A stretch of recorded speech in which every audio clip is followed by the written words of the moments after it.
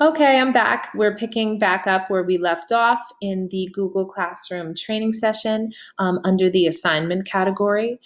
So just to finish up, setting any assignments you have, you would put in all of your information and you would go to the assign. Now, if you click the assign button, it will post it immediately to their stream. If you would like to wait, however, schedule it for a different time of the day or maybe even the following day, you can schedule it for a specific date and time.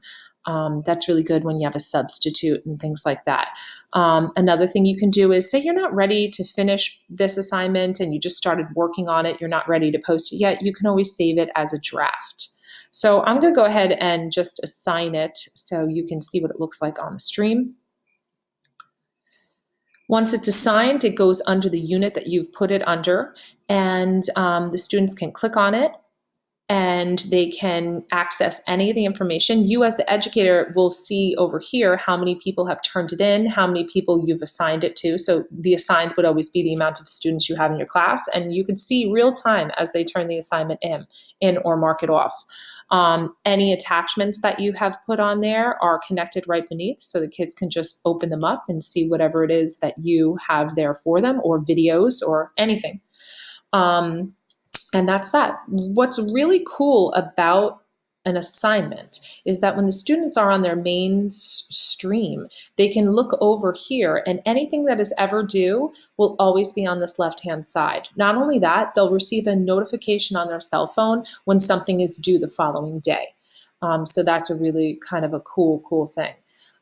Now, as opposed to posting a regular assignment, which will come up on the queue over here and have a due date, I'll show you how to just do a generic announcement. If you have to communicate anything to your class, for example, wear sneakers tomorrow, okay? You can set it up as an announcement. It's just something you want to blast out there to let the kids know, but it's not necessarily something that's like a due that you need notification for. You can set it up like that and just hit post, and it will remain in their thread. So again, you can see the difference between items that have just been posted as an announcement and also anything that is an assignment. Assignments will always be marked with this symbol, so the students know they have to get that done. Okay. A couple other things I would like to show you under the classwork category. When you're creating, you can create a question, and you can just set this up by asking a simple question. You can also have them answer as a short answer or give them the option to answer as a multiple choice.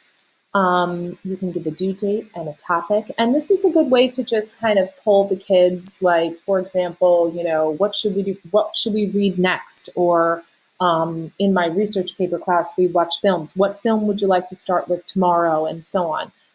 It could be something very simple, or you can use it for baseline data for anything. You can also attach images and pictures if you would like them to see things like that. I know we used this method with my class as the advisors when we were choosing a class shirt. We put all the different shirt options and the kids just went on here and they clicked which one they wanted and we got the data, and it was very simple. So this is a cool way to use questions with the students. Another thing you can do is post material. If you click on this button, you can upload any material you want. So you might type in syllabus, and then you could go to your drive and look up English syllabus. See if you can find anything good. And you can just put your syllabus right in there. And it will always stay in a spot for the students to be able to find. Okay, so they could always have this stuff there for them to get to if they need it. And this button right here, reuse a post. You don't normally reuse a post the first time you're running through a class, but if you've been using Classroom for a while, one of the best features that they offer is the reuse a post function.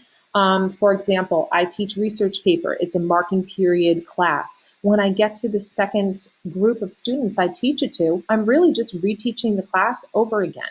So when I go into the classroom that I've created for the new group of students, whenever I'm ready to post their assignments, I go to this button and I click reuse post. Rather than reinventing the wheel or rewriting everything all over again, I just find the class that I had before and I find the assignment that I gave to them and I reuse it. Now, it doesn't reuse it exactly how you set it up before. It gives you an opportunity to edit it. So if you want to change anything, clearly you would need to change the due date because you assigned it in the past. So you would now change the due date. You might want to add or change any attachments that you might have had or change the point system, but it allows you to do any changes you need. And you don't have to do all the work that you did before of writing the assignment and uploading the documents and so on. And then you just hit assign and it goes right into the stream for the students. So that's another amazing feature that Google offers there. And again, this is the stream where the students see everything, and classwork button where you would add your assignments, people where you would add your students and other teachers using it. If you ever need to get back to your classes, you would click these. I call the pancakes rather than the waffles. So you would click the pancakes, and this is your home where you get to all your classes, and they all go beneath here. Okay. When you are done using a class, you can archive it. So I would perhaps want to click on this class, and then actually I would go to my main classes and say I want to archive this because I'm not really using it anymore. I would click up here on the snowman and go down to archive. And then it takes it out of my queue. So I'm back to what I started with before. Okay, if you ever freak out and say, oh no, I archived one of my classes and I don't know how to get that information again, you just scroll down here to your archived classes and they will all pop up again. And that's why, like I said in the very beginning, it's really important to label your classes very specifically so you can go back and find them if you ever need anything from them in the future. Okay, I really think that's it. So if you have any questions, please let me know. I know it seems like a lot of stuff and I went over a lot of things, but honestly, the more you use it, the easier it gets. And it just makes everything easier. It also eliminates a lot of the excuses from the kids. They can never say they didn't get something if you always post everything on the classroom. So please reach out to me. Let me know if there's anything I can do to help you get moving with this or using it or any tweaks with anything. Just let me know. All right. Bye.